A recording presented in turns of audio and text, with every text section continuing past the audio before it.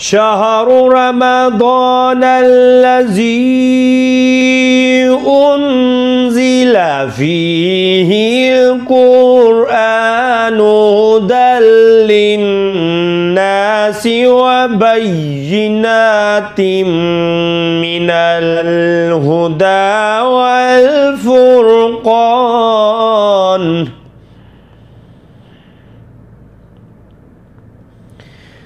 فمن شهد منكم الشهر فليصم ومن كان مريضا أو على سفر فعدة من أيام أخر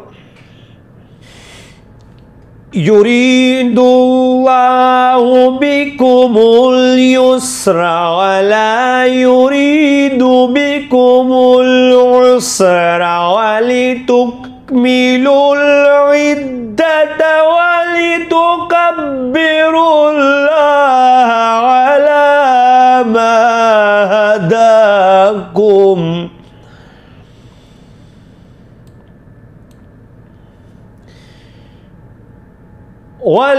ولتكملوا العدة ولتكبروا الله على ما هداكم ولعلكم تشكرون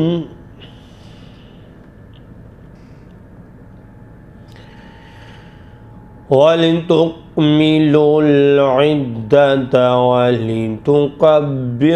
الله على ما هداكم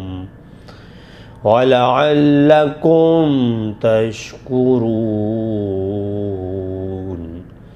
صدق الله العظيم.